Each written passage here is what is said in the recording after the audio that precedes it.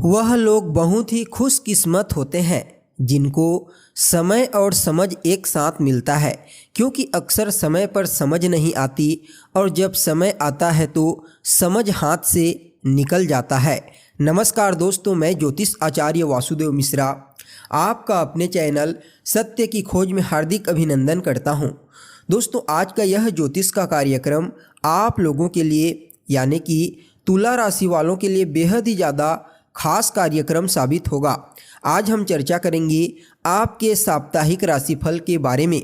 जी हाँ दोस्तों, हर बार की तरह इस बार भी मैं आपको बताऊंगा आप लोगों के लिए कैसा रहेगा आपके जीवन का 6 नवंबर से लेकर के 12 नवंबर के मध्य का समय। इसमें आपको बताएंगे ग्रहों की स्थिति के अनुसार आपके जीवन में किस प्रकार का परिणाम आने वाले 7 दिनों में आपको प्राप्त होगा।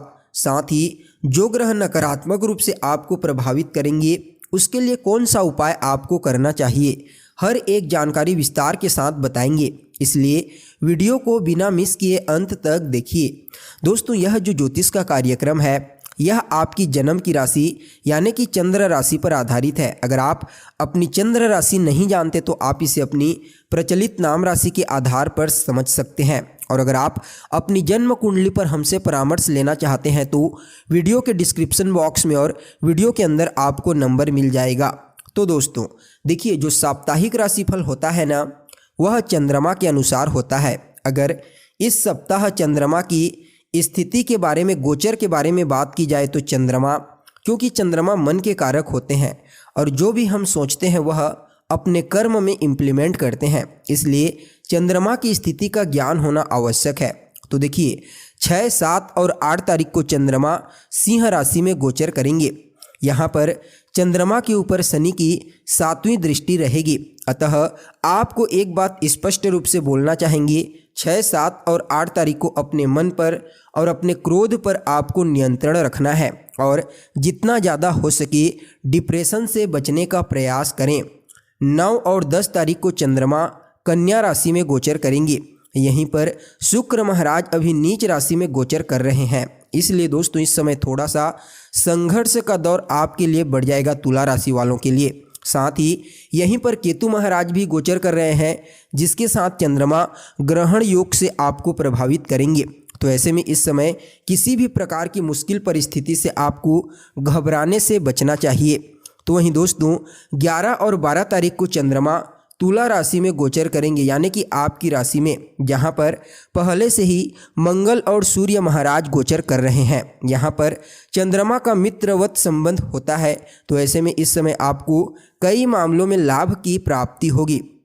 तो दोस्तों देखिए, सप्ताह के शुरुआत में ही यानी कि 6, 7 और 8 तारीख को गोचर कुंडली में चंद्रमा आपके आय स्थान पर गोचर करेगा। कर्म क्षेत्र का मालिक होकर के आय स्थान पर गोचर करेगा।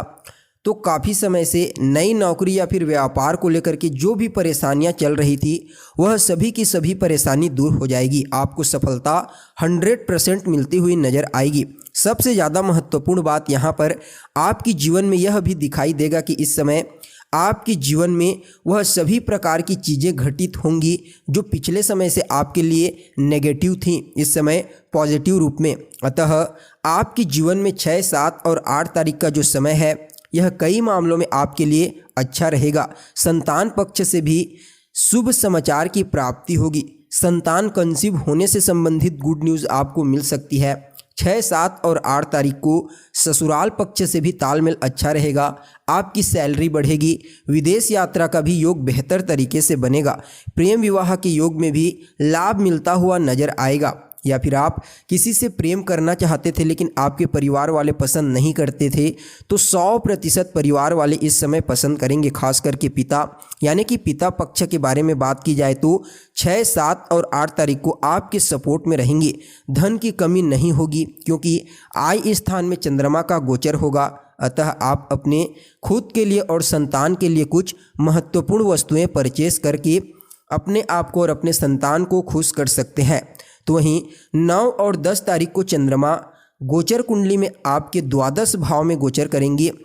हालांकि आपको बताना चाहेंगे 9 और 10 तारीख को चंद्रमा जब आपके द्वादश भाव में गोचर करेंगे तो यह समय बहुत ही ज़्यादा बेहतर तो नहीं रहेगा।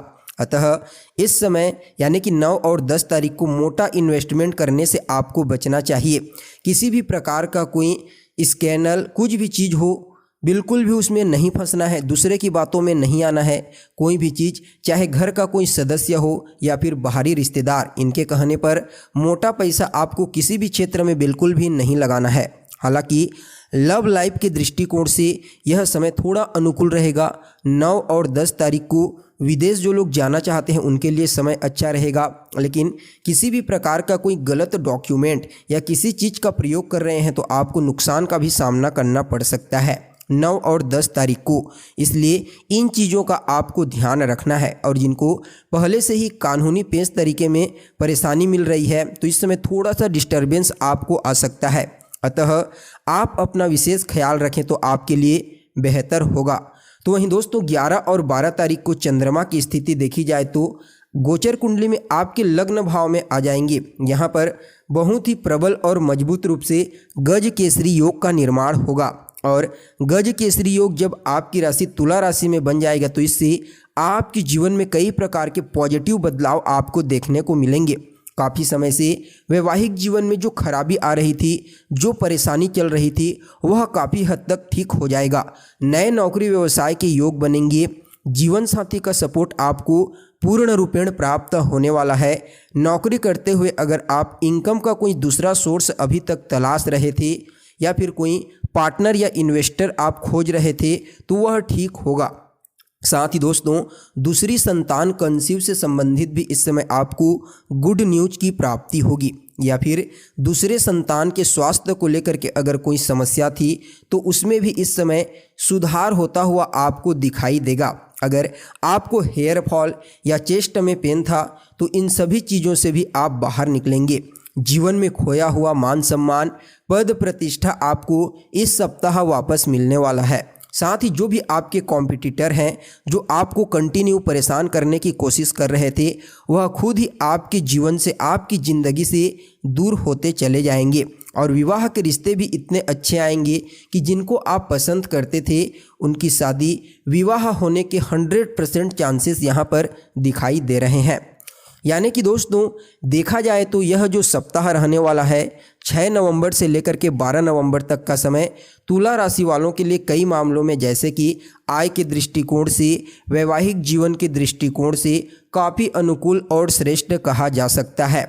लेकिन फिर भी अगर कोई प्रॉब्लम आती है तो आपको इस सप्ताह को बेहतर बनाने के लिए कुछ उपाय भी आपको अवश्य ही कर लेना चाहिए। इससे आपका यह सप्ताह आपके अनुकूल रहेगा। तो दोस्तों इस सप्ताह को बेहतर बनाने के लिए आपको रोजाना हनुमान जी को लड्डू का भोग लगाना है। इसके अलावा आपको ओम सुम शुक्राय नमः इसका रोजाना 108 बार जाप करना है। आपके लिए यह सप्ताह आपके अनुकूल और काफ़ी हद तक आपके लिए लाभदायक साबित होगा। तो दोस्तों कैसी लगी आपको जानकारी, कमेंट कीजिए, लाइक कीजिए और बने रहिएगा हमारे साथ। फिर मिलते हैं